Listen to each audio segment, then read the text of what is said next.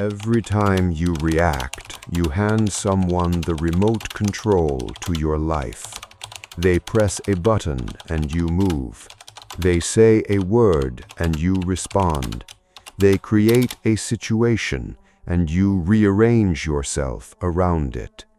The day you stop doing that, the day you choose your response instead of producing it automatically, is the day everything changes. Not gradually, immediately. That is what this video is about. Every time you react, you hand someone the remote control to your life. They press a button and you move. They say a word and you shift. They create a situation and you rearrange yourself around it without ever deciding to. The day you stop doing that, the day you choose your response instead of producing it automatically, is the day everything changes. Not gradually, immediately.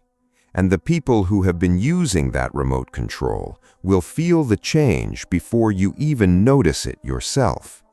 That is what this video is about, not the performance of calm, the actual architecture of it, how it is built, where it comes from, and why the man who stops reacting does not just become harder to provoke, he becomes genuinely dangerous in a way that the reactive man will never understand.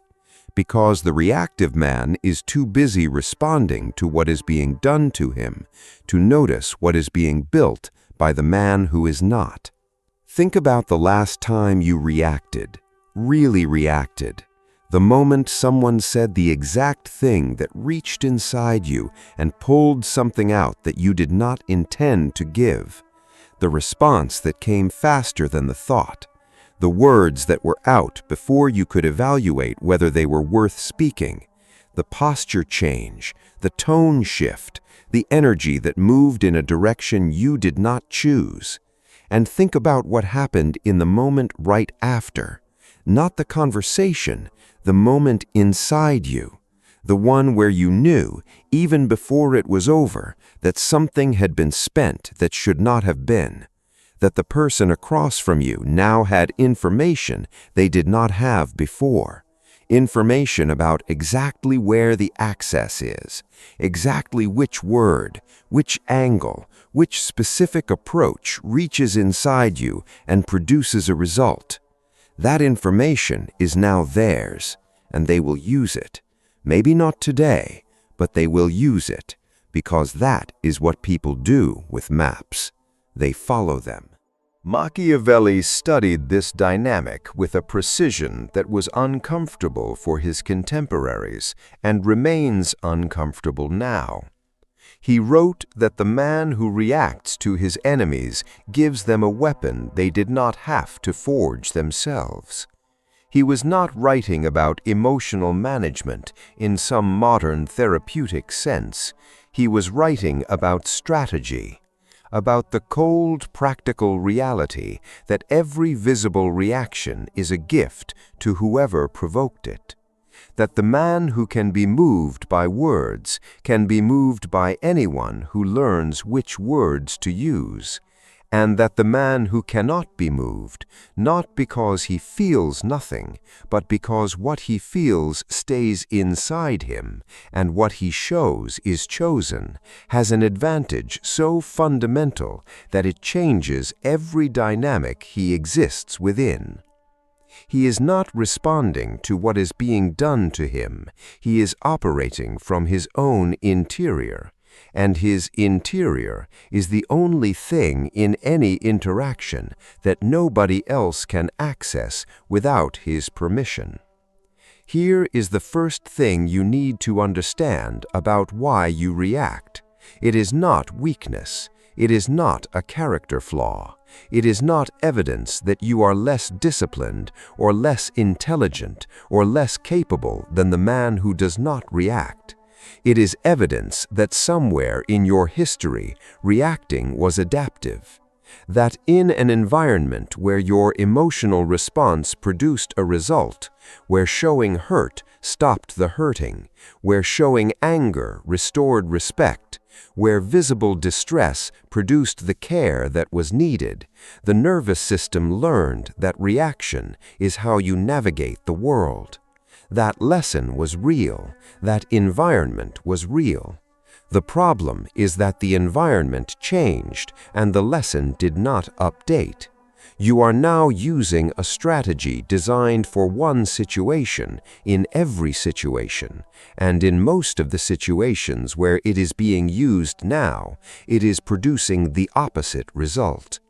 Understanding this does not immediately rewire the response, but it removes the shame from it. And shame, in this specific context, is one of the things keeping the pattern in place. Here is the second thing. The gap between stimulus and response is real. It exists in every interaction. You have experienced it. The moment between something happening and your response to it, where, for a fraction of a second, there is a space. Viktor Frankl described this as the most important space available to a human being. In that space lies your freedom, the freedom to choose your response rather than produce it. Most people never develop that space past a fraction of a second because they have never practiced expanding it. But it is expandable through a single practice, the pause. One deliberate breath between what happens and what you do about it. Not a dramatic pause, not a performance of composure. One breath, taken before speaking, taken before responding, taken before the automatic fires. In that one breath, the nervous system has time to complete the initial reaction privately and offer you a choice. React or respond. And the man who has that choice genuinely has it, not as a theory, but as a practiced reality, is a fundamentally different person to encounter than the man who does not. Because the man who has the choice cannot be predicted. He cannot be managed.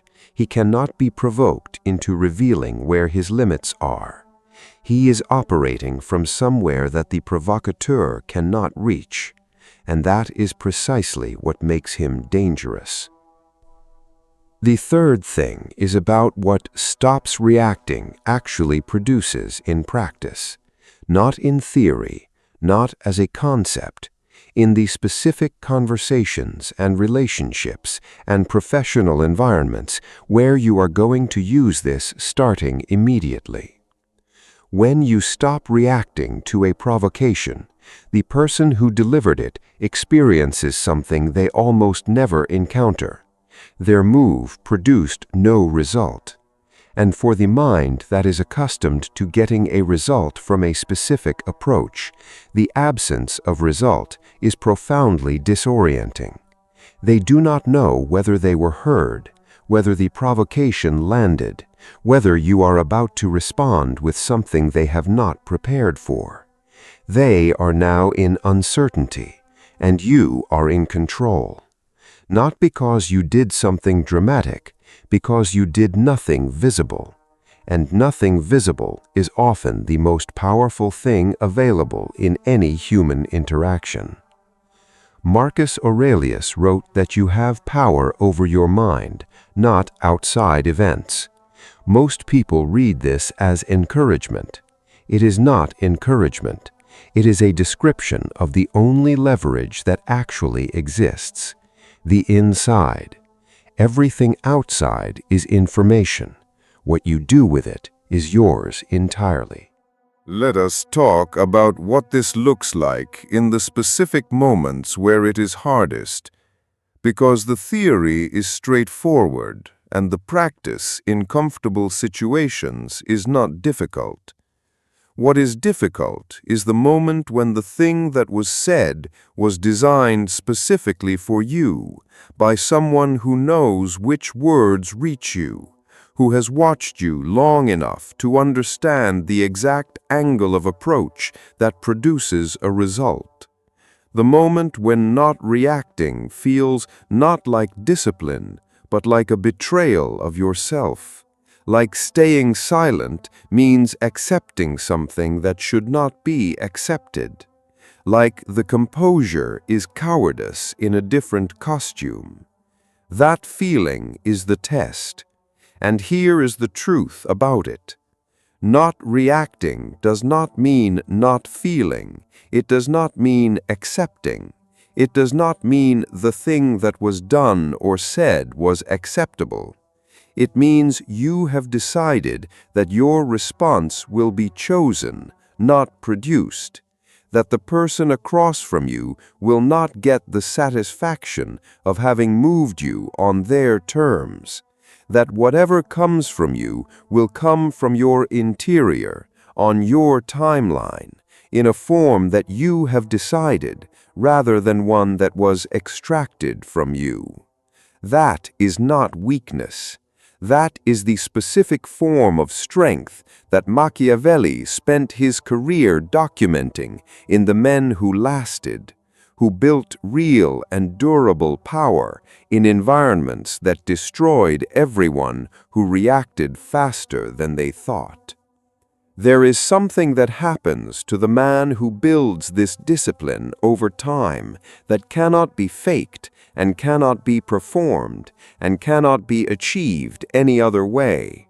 The room begins to feel it before he speaks. Not fear exactly, something more specific. The recognition that this person cannot be moved by the usual approaches, that the normal levers do not operate here, that whatever he brings to an interaction he has already brought to himself privately and processed and decided before the interaction began. And that quality, that specific interior completeness, is what every genuinely powerful person throughout history had in common. Not the loudest, not the most aggressive, the most interior, the most private, the most genuinely in possession of their own response in every moment. Epictetus was a slave. He had every objective reason to react, every legitimate grievance available, every external justification for allowing what was done to him to determine what he showed. He chose differently, not because the provocations were not real, because he understood that reacting to them gave the people delivering them power over something that was the only thing he truly owned, his interior, his response, his choice in the gap between what happened and what he did about it. That choice is yours too, right now, in the next conversation, in the next moment where the automatic fires and the breath is available before it does.